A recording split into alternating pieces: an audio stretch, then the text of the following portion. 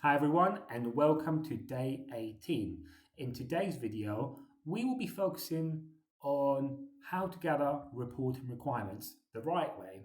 So very much we're going to focus in on the overall purpose of our reports. What's the objective? What's the challenge? And I got these 5 points I want to discuss that you can see on screen now. So starting off with the first one, understand the core objective or challenge. So here's the thing. Let's say you've identified your audience or your end users. By the way, I have a video previously about this topic, so feel free to check it out. But once you've identified your audience, you've brought them in a room, you've scheduled a call, you have a workshop set up, it's now time to understand the business objective. So, in other words, where are we trying to go? Or the challenge, what are we trying to overcome? Now, here's what I regularly find.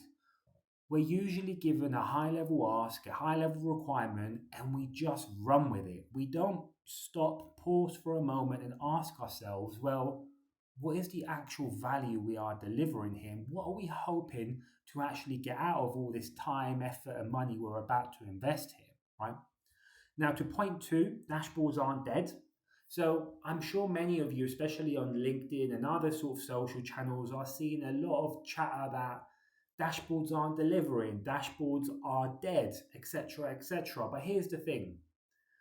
I like to say dashboards are still very much needed and provide the value they always provided. However, we're getting the impression that dashboards aren't delivering simply because we are not putting the right information on the canvas, because we are filling up the canvas with too much information. We are not structuring everything correctly, and that's making everyone believe that dashboards aren't delivering, right? Now, to point three, all focus on the business value, not just the high level ask. And this is why, again, it's so important to start with the objective or the challenge, the overall purpose, rather than simply ask, hey, what do you want? If you ask a set of more tailored questions to understand the where are you trying to go, what are you trying to overcome, you start to feel or get a feeling if the solution you are about to build has a genuine need and purpose. Many times, an Excel spreadsheet can do the job. Many times, running that SQL script and getting the extract and creating a pivot table from it will do the job as well. So that's another great benefit of starting with the high level objective, because you instantly understand, is it worth the time and the money, right? The other thing, point four, I want to call out on this all. How do we traditionally measure the return on investment for a report? Well, many, including myself previously, would look at the usage logs. How many people are accessing the report on the frequency that the report is scheduled on? Well, that's how we determine it.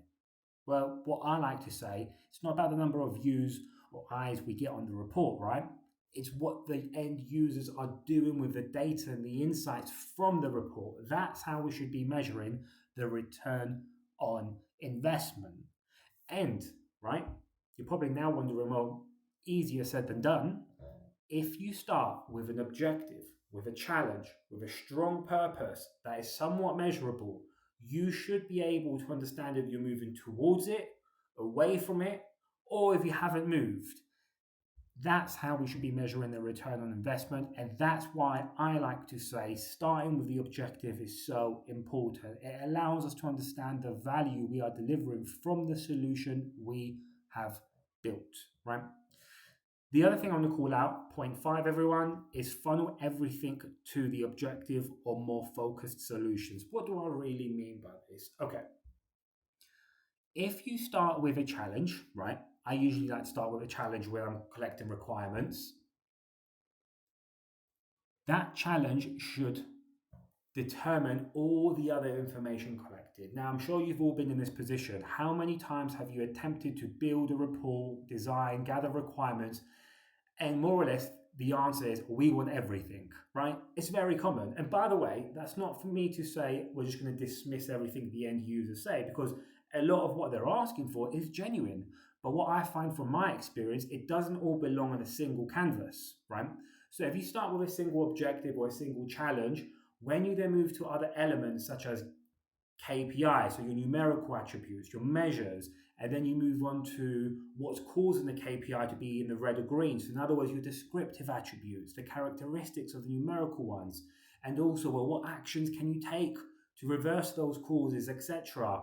They all relate back to a single objective, single challenge. It helps you avoid that overly complicated, out of focus report that's trying to satisfy too many audiences' needs.